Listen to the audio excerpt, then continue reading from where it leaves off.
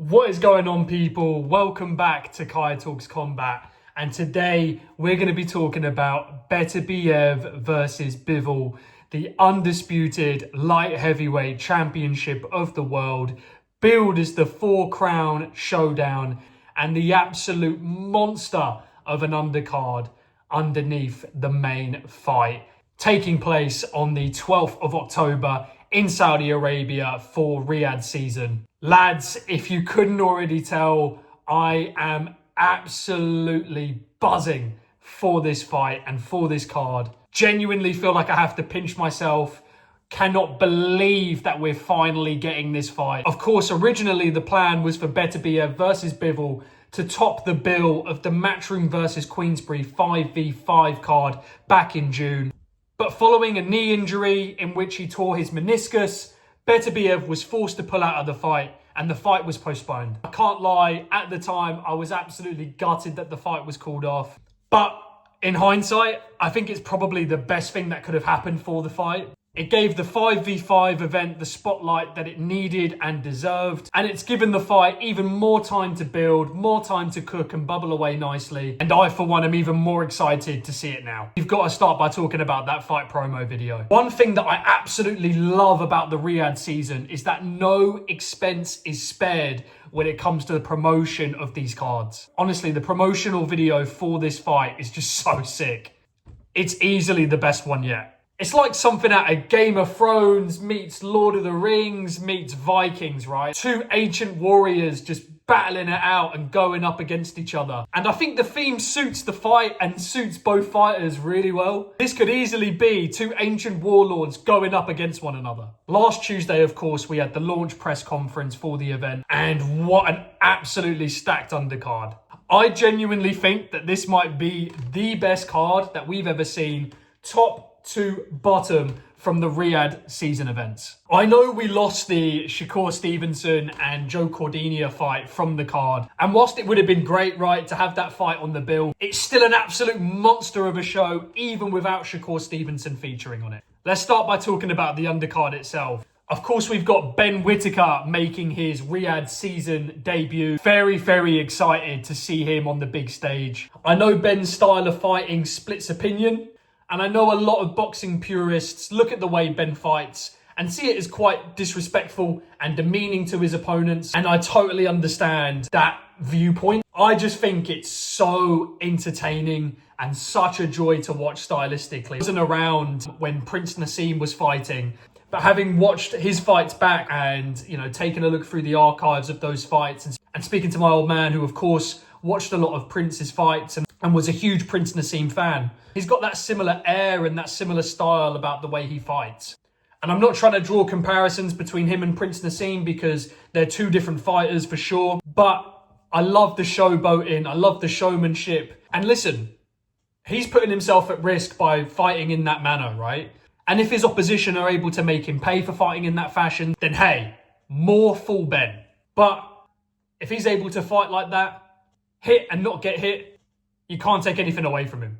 Of course, it will be interesting to see if he can continue to fight in that manner as he goes through the rankings and as the level of his opposition grows. But for now, as a fan, it's just a joy to watch. Ben's opponent on the night is Liam Cameron. I'm just taking a look at his profile on BoxRec. Not someone that I was familiar with or aware of prior to the fight announcement. And, you know, he's been up against Lyndon Arthur, came up short, right? Outside of that, not seeing too many notable names on his record here. It's a good fight for Ben at this level. It should really be a fairly easy night's work for Ben. I'm sure we'll see lots of showboating and a few taps on the head throughout the fight, but I expect Ben to come through with relative ease in that fight. We've also got Jai Opetai versus Jack Massey on the fight. That's an absolute banger, man. That's an absolute banger. Would have loved to have seen Opetai versus Chris Billum-Smith, but Chris has got Ramirez coming up, right? And if Chris comes through Ramirez and Jai can come through Jack, that makes the fight even bigger. Jai is just a scary dude, isn't he? Was watching a couple of interviews on YouTube and online following the press conference last week. He's just super intense, right? And You can tell, you know, he makes the interviewers feel a little bit uncomfortable as he's just staring into their soul as they're asking him questions. Jai has very quickly become one of my favorite fighters, man. I think he's the monster of the cruiserweight division. I really do. I really, really do. That's no disrespect to the other champions in the division, but Jai, man, he's just a different animal. Whilst I think Jack Massey will definitely come to bang and definitely come to fight, I just personally don't think he's on the level of Jai Opetai. And I love Jack, right? He's just there to scrap. He's there to fight. I just think Jai is going to be too much for Jack. Opetai's got some scary power, and I think if he lands a big one, it could be an early night. I think Jai is very much on the train with a one-way ticket to undisputed at cruiserweight. I really do. He's just able to go to deep and dark places that I just don't see the other champions or contenders of the division getting to. Look at the first Breedis fight. Breedis broke Jai's jaw in the first half of the fight, in the first 6 rounds. And he battled on and battled on. And despite fighting with a broken jaw for at least 2/3 of the fight, Jai went on to beat Breedis unanimously on points. He's just an absolute monster at that division, guys. He really is. And I just cannot see Jack causing him any trouble on the night. I really can't. We've also got Fabio Wardley versus Frazer Clarke 2 on the card. And I think if their first fight's anything to go by, this could quite easily be fight of the night. Of course, there has been some backlash at a British heavyweight title fight taking place outside of British soil. Whilst I understand where people are coming from, I think as long as the fighters are being paid well and it's a good opportunity financially for them and we still get to see the fight, I'm not overly bothered. Whilst it would be nice to have the fight here, you've got to understand, you're getting paid X amount to have the fight in Saudi and you're getting paid a fraction of that to have the fight here. You know, anyone would do the same, and I really can't begrudge them of that. The first fight was an absolute battle, an absolute war, and I'm just happy that we're getting to see it again. And it was a close fight, guys. It was a really, really close fight. It was on a knife's edge. It really was. I do think that Fabio Wardley may have just done enough with the knockdown in the 5th, the point deduction from Clarke in the 7th for the low blow. I think that just edged it in Wardley's favour. But honestly, I wasn't upset with the draw because it was so close and it was such a good fight to watch. I'm just so happy we get to see it again. I really am. It's a huge fight and the stakes are high because the winner of this fight is going to be knocking on the door of that top 15, top 10 in the heavyweight division. As for who I'm picking, it's a really tough one to pick for me. I think if you put a gun to my head and said choose, I would favour Wardley ever so slightly. Both come from such different backgrounds. Of course, you've got Fabio Wardley, who came from the non-traditional white-collar boxing route and then transitioned into the pro ranks. Then you've got Frazer Clarke, who comes from that amateur pedigree and has come from that Olympic background and has only recently transitioned into the pro ranks. Like I say, it's a really tough one to pick for me. I think I would make Wardley the favourite ever so slightly. Both men will have improvements to make, but I think Wardley knows that he can hurt Clarke now, and I just can't see this going the distance. I have gone back and forth on this fight a couple of times because it is such a good fight and it is such a close fight. I may well change my mind between now and fight night. But if you ask me today who I'm picking, I would make Wardley the favourite. Of course, history is going to be made on the night as well. We have the first female fight ever to take place on Saudi soil, with Sky Nicholson going up against Raven Chapman. That's going to be a good one. I'm really, really pleased to see that. And hopefully this will be the start of female boxers getting involved on those big stages over in Saudi and getting those big paydays that they deserve. You love to see it. As for who I'm picking for that one, I think it will be a good fight, but I do make Sky the favourite in there. We, of course, also have to talk about Chris Eubank Jr. stealing the limelight at the press conference when he went after every promoter on the planet pretty much and their mum. Let's take a look at that clip now. Chris, you're back, and it's good to see you back as well. New promotional team, new trainer for this camp as well. On the promotional team, you've chosen boxer. Why?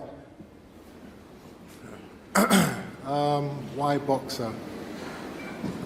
Because every other promoter out here is a scumbag. That's why. You know, we've got Frank Warren behind me, been lying and cheating his way through boxing for the last couple decades. Sued me for a couple $100,000 a few years ago, so obviously I was never going to go with him.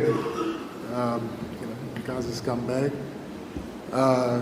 Kalle Sauerland, had me locked up. Speak up, I can't hear you. Kalle Sauerland had me locked up in a terrible contract for the last few years, squeezing money out of me at every opportunity. Scumbag. Eddie Hearn, Frank Smith, they did everything they could to try and make this fight against Conor Benn still go ahead. This scumbag. Still go ahead. Why do you fight Hamza Shiraz, scumbag? After knowing that they, that he was on steroids, scumbags.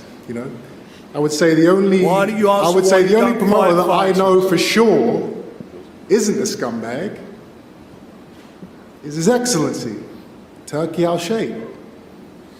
This is a man who isn't trying to take money from fighters. He isn't trying to use lawyers and accountants to lock fighters up in slave contracts. He's a man of God. He's a man of religion. That's what's most important to the people of Saudi Arabia. He just wants to put the biggest fights on, the best events on, and pay fighters what they're worth. And as a fighter, it's a blessing to be a fighter at this moment of time, because this is the first time we've ever had a promoter like this in the history of boxing. And Ben Shalom's a very cool guy too. Yeah, Chris Eubank is back. I remember watching the press conference live last week and was literally just sat there like, did he just... Oh, and he's just said, oh, and he's come for Frank and Eddie and Sauerland, and it was just incredible, man. It was just incredible. So entertaining. Of course, the promoters there weren't too pleased, particularly Frank Warren. He was absolutely livid, wasn't he? He was absolutely livid. Honestly, he was fuming. And I think if Frank was about 20 years younger, he would have jumped up from that chair and, caused some damage. The shoulder rolls were going overtime, weren't they? He was not best pleased, man. It really made me laugh when he was saying fight Hamza Shiraz, because he's got a point. Hamza's been calling for that fight. Frank's been calling for that fight. And it's been cricket noises from Chris, man. As much as I love Chris, and I think he's one of the most entertaining fighters out there, I think that's a long night for Chris, man.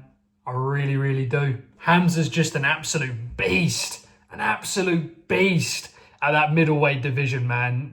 He boils down for the weigh-ins.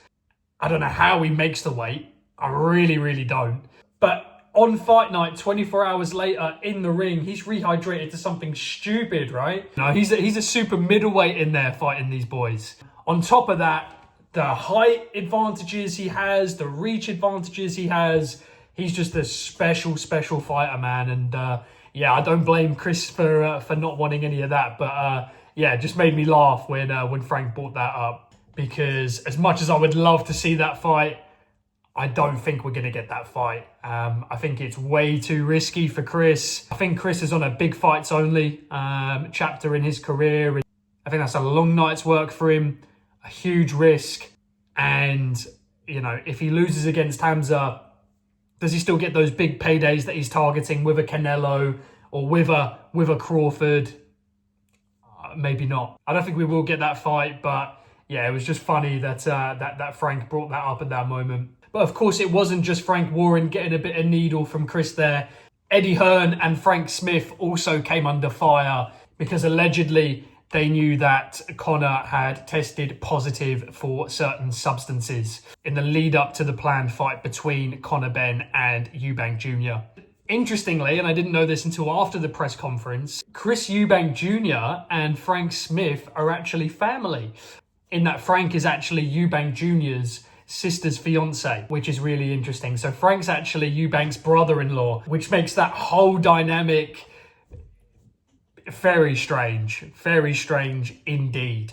And of course, he also went after Kalle Sauerland in saying that he had locked him up in a slave contract.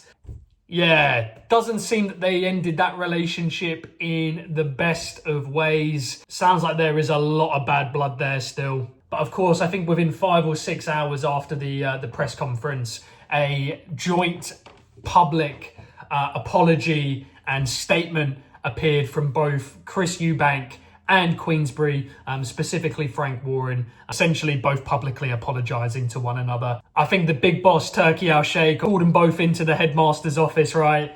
Given them both a slap on the wrist and said, listen, both apologised to each other. And essentially, neither of them wanting to fumble the bag, they both came out and publicly apologised and put that to rest. I think Eubank still got what he wanted to say off of his chest. Promotionally, I think he's got a lot of people excited to see him back in the ring.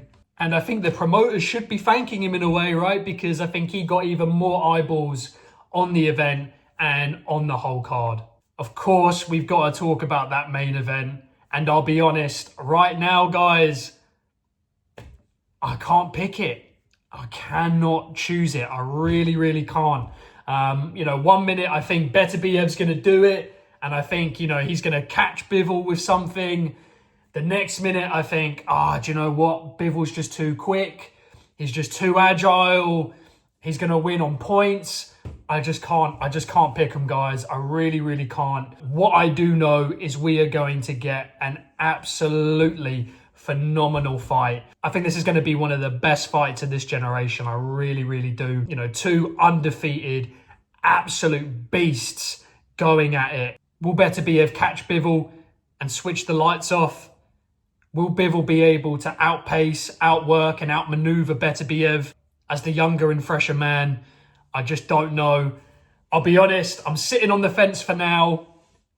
I'll be honest, guys, I'm sitting on the fence for now, and that is where I will remain for a few more days. Just want to take a little bit more time to think about it. Like I say, at the moment, I really can't pick them, so I don't want to make a rash decision. So for now, I am firmly staying on the fence. Near a fight night, we'll do a video where we talk through the fight and I will give a pick. That, I promise, I will make my way off of the fence and hopefully back on to the chair here. Thanks for joining me again, guys. Like, comment and subscribe, and I will see you on the next one.